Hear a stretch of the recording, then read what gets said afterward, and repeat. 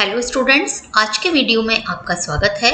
मैं doctor Alka Goyal, professor political science, Rajasthan government. आज हम पढ़ रहे हैं भारत में संघात्मक शासन व्यवस्था का पार्ट 4। स्टूडेंट, पहले 3 वीडियोस में मैंने संघात्मक शासन व्यवस्था की सामान्य जानकारी दी है। इसके साथ ही भारत में संघात्मक और एकात्मक लक्षणों को विस्तार से आपको बताया है। किस प्रकार से संघात्मक व्यवस्था होते हुए भी भारत में एकात्मक व्यवस्था को बड़ी ही अच्छी तरीके से पिरोया गया है, जिससे देश की एकता और अखंडता बनी रहे। और इसलिए भारत में सहयोगी संघवाद उभर करके आया है। स्टूडेंट्स, आज हम पढ़ रहे हैं भारत में सहयोगी संघवाद।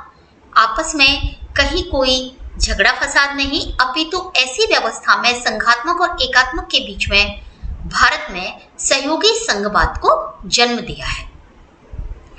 भारत की जो व्यवस्था है, देखिए कई सारे लक्षण होते हैं, संघवाद के बहुत सारे प्रकार होते हैं और उनमें भारत में सहयोगी संघवाद विशेष रूप से उभर करके आया है। सौदेबाजी की व्यवस्था भी होती है और भी कई इसके रूप हैं जिनको मैं आगे आपके लिए बताऊंगी। तो आज हम इसी पर फोकस करते हैं।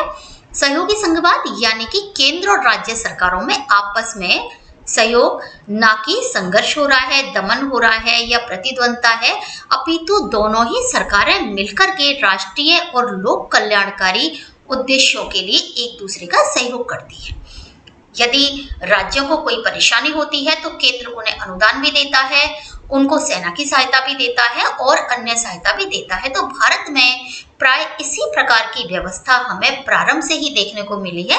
कुछ अपवाद इसके हो सकते हैं कुछ राज्यों में, विशेषकर जहां पर दूसरे दल की सरकार हो केंद्र में और राज्यों में दूसरे दल की, वो भी बहुत छुटपुट हमें देखने को मिलते हैं। देखिए स्टूडेंट, सबसे पहले जो एक विचारक हुए हैं बिर्च, उन्होंने बताया है कि अपनी उनकी पुस्तक है federalism, finance and social legislation, इसमें उन्होंने प्रतियोगी सहयोगी संघवाद की संकल्पना का विवेचन किया है और भारत के संघ को सहयोगी संघवाद की उन्होंने संज्ञा दी है, क्योंकि भारत में जो संविधान है वो केंद्र और राज्यों के परस्पर सहयोग को बल देता है। मैंने पिछले दोनों वीडियोस में आपको बताया कि भारत में संघात्मक शासन व्यवस्था है, लेकिन भारत में कुछ एकात्मक के लक्षण भी हैं, जिसकी वजह से आपस में तारतम्य बना रहता है।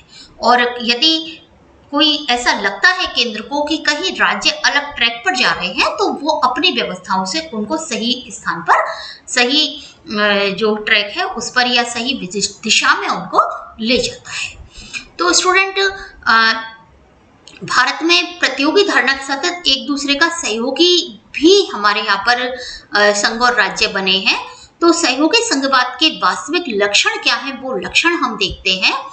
देखिए, सहयोगी संघवाद में राज्यों में परस्पर, जैसे मैंने अभी आपको बताया कि सहयोग रहता है, ना कि आपस में कोई तनाव या संघर्ष होता है। दूसरी चीज, संघीय सरकार की स्थिति प्रधान और निर्णायक होती है, क्योंकि उसे तो पूरे सभी राज्यों के बारे में सोचना है ना, केवल एक राज्य के बारे में नहीं सोचना। और हमारे यहाँ पर चूंकि एकात्मक लक्षण भी विद्यमान है, जो मैंने पिछला वीडियो है जो इसका 3rd पार्ट है उसमें मैंने यही बात आपको बताई थी। तो इस वजह से हमारे यहाँ पर केंद्र ऐसे जो झगड़े या कोई स्थिति आती है, विशेष स्थिति आती है, या किसी राज्य में कहीं ऐसा लगता है कि वहाँ की शासन व्यवस्था, कानून व्यवस्था बिगड़ रही है, तो केंद्र उसको सहायता प्रदान करता है और वहाँ शांति व्यवस्था स्थापित कर सकता है। तो इस तरह से केंद्र की भूमिका निर्णायक होती है।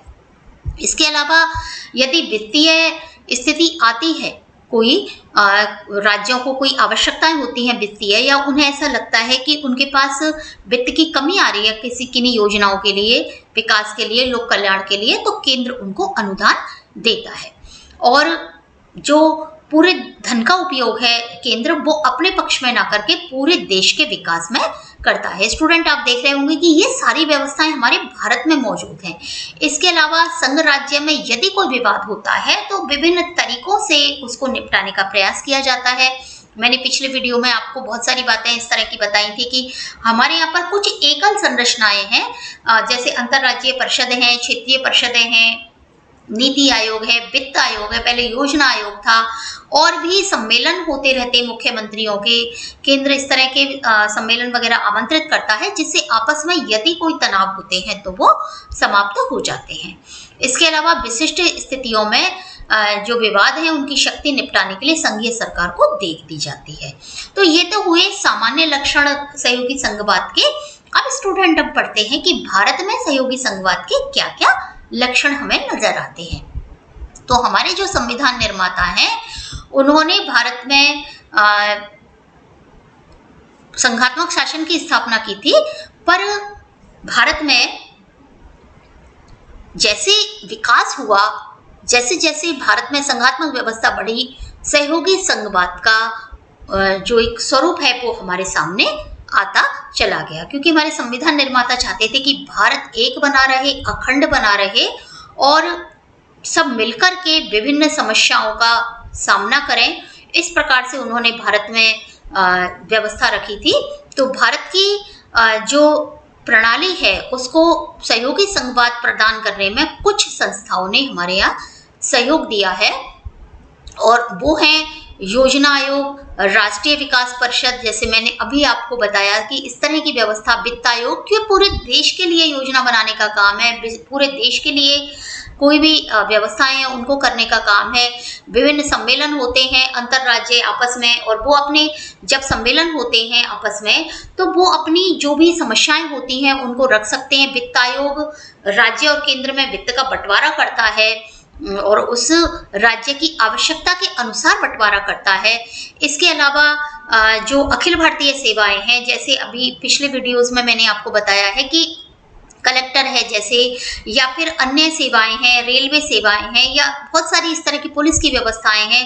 पूरे देश के लिए IAS officer, IPS officer, IAS officer, बहुत सारे इस तरह की सेवाएं हैं जो कि पूरे देश को एक धागे में पिरोए रखती हैं और पूरे देश की कानून और व्यवस्था को बनाए रखती हैं।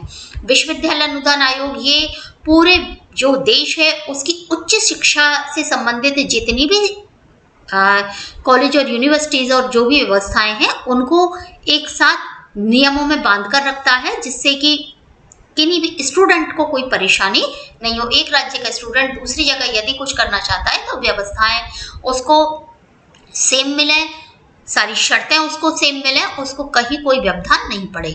इसके अलावा विभिन्न सम्मेलन होते रहते हैं समय समय पर हमारे यहाँ पर, जो कि यदि कहीं कोई गलतफहमी या आपस में कहीं कोई विवाद की स्थिति आती है तो वहां पर वो अपनी बात कह करके अपनी समस्या का समाधान पा सकते हैं। तो स्टूडेंट इस तरह से हमारे यहाँ पर सहयोगी संघवाद की बहुत सारी व्यवस्था नजर आती हैं, और ये जो व्यवस्थाएं हैं ये सब हमें विभिन्न समय पर व्यवहार में भी देखने को मिलती है।